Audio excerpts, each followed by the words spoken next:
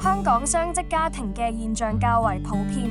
唔少父母回歸職場後都會選擇聘請家庭傭工，以分擔照顧孩子同處理家務嘅壓力。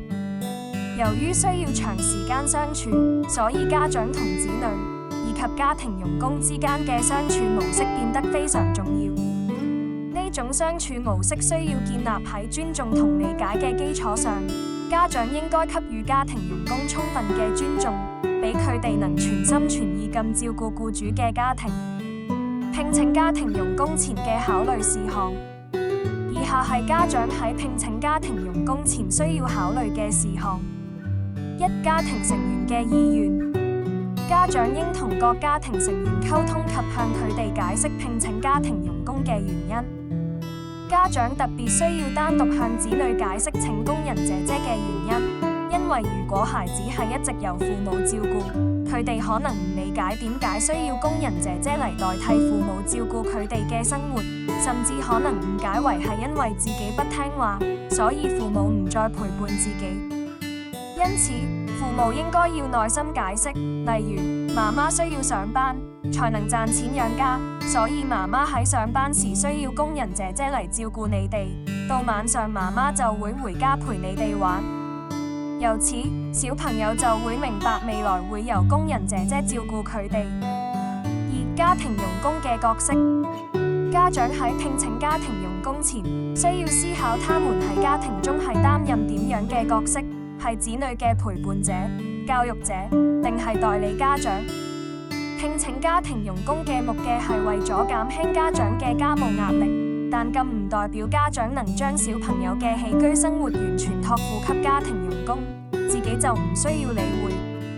因為家長唔係聘請家庭傭工來取替佢哋嘅職責同角色，而係作為分擔家務嘅全體。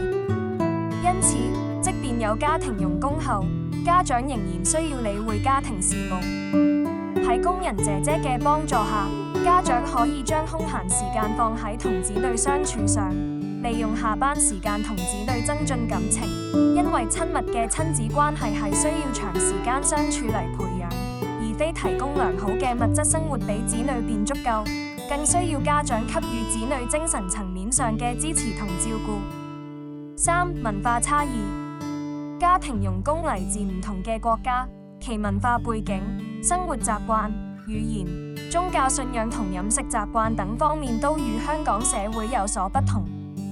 家長需以包容同接納嘅態度去面對由文化差異同生活習慣不同帶來嘅適應問題，特別係喺聘用初期，家長同子女與工人姐姐相處都需要一段時間來互相磨合同彼此適應。四、經濟能力。家長喺聘請家庭傭工前，應充分考慮家庭嘅經濟能力係咪能夠負擔其開支。以每聘用一名外傭來計，僱主嘅家庭入息必須不少於每月15,000元，或僱主需擁有款額相若嘅資產，足以喺整個合約期內聘用該外傭。除了每月工資及其他僱傭條例下嘅保障外，僱主亦須為外傭提供免費醫療、免費膳食以及投購僱員補償保險，俗稱勞保。五、住宿地方。家長喺聘請家庭傭工後，須為佢哋提供合適同有私隱嘅住宿地方，不能安排不適當嘅住宿，例如安排外傭瞓喺擺放於走廊且冇私人空間嘅臨時床鋪，或與異性成人、青少年同住一間房間。子女對家庭傭工態度不好嘅解決方法。家長經過深思熟慮後，決定聘請家庭傭工嚟照顧家庭。但並非所有嘅家庭都可以與家庭傭工和睦相處，子女可能喺與工人姐姐相處時，對他們嘅態度惡劣，例如唔聽話、脾氣變得暴躁，甚至會打罵佢哋等。當父母發現子女出現這些情況時，應及時制止，並尋找子女對工人姐姐態度不好嘅原因。以下係家長喺處理子女對家庭傭工態度唔好時可以採用嘅幾種方法。一、了解背後原因。家長與家庭傭工不良嘅相處模式會影響子女對他們嘅態度。例如，當父母對工人姐姐態度欠缺尊重時，子女會有樣學樣，以同樣唔禮貌嘅方式對待工人姐姐，甚至無視佢哋嘅存在。家庭傭工可能會忽視子女嘅請求，例如，當小朋友希望可以自己穿衣服、吃飯時，工人姐姐可能會為了效率而幫佢哋穿衣服、為佢哋吃飯等。咁樣雖然能減少工人姐姐處理家務嘅時間，但會令子女對其行為產生不滿，導致子女與工人姐姐嘅關係惡化。部分父母會擔心工人姐姐偷懶，於是叫子女監視他們，故當子女見到唔對勁嘅情況時，就會馬上致電父母告狀。事實上，呢啲行為都係唔尊重家庭傭工，同時形成咗階級觀念，導致子女唔會聆聽及尊重佢哋嘅教導。而家長應對方法，父母應反省自身行為，思考子女係否模仿了自己嘅不當行為。同時，父母也需要反思自己是否存有階級觀念，認為自己嘅地位係凌駕喺家庭傭工之上。父母除了需要糾正小朋友嘅態度行為外，亦需留意自己對家庭傭工嘅態度係咪恰當。因為父母嘅行為態度會影響子女對人對事嘅態度。父母要向子女解釋清楚家庭傭工嘅職責同角色，佢哋並唔係小朋友嘅奴僕，而係照顧者嘅身份，係需要被尊重嘅。提醒工人姐姐唔好事事遷就小朋友，因為子女係有能力完成佢哋可以做到嘅事，例如穿衣服、吃飯同抹桌子等。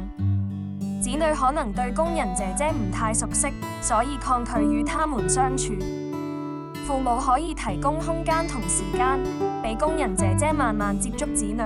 改善佢哋之間嘅相處模式，消除陌生隔閡。子女一昧黏着家庭傭工嘅解決方法，處理完子女對家庭傭工態度不良嘅情況後，家庭傭工與子女相處和睦，甚至變得喜歡黏着他們。這證明了工人姐姐係用心對待子女，但部分家長卻會吃醋，覺得子女更喜歡工人姐姐，同自己變得不親密。喺遇到這種情況時，家長可以採用以下幾種方法：一、了解背後原因，可能缺乏親子時間，令子女無法與家長互動，難以獲取心靈上嘅寄託，所以子女對工人姐姐比對父母更親密。二、家長應對方法，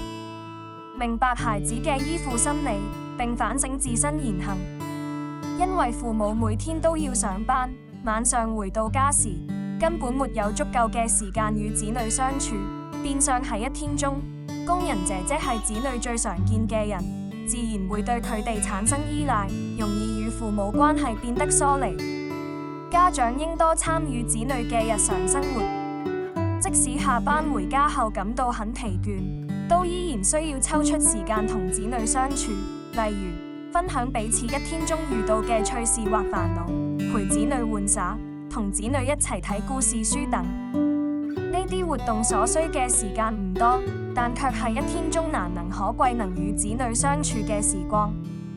家長要滿足子女嘅心理需求，子女渴望得到父母嘅稱讚，所以喺子女獲得成就或表現良好時，要毫不吝嗇地誇讚同擁抱子女，話俾佢哋聽，你做得真棒。最後，工人姐姐嘅衣食住行都喺僱主家中進行，所以佢哋唔單止係聘請回來嘅傭工，更係家裏嘅一份子。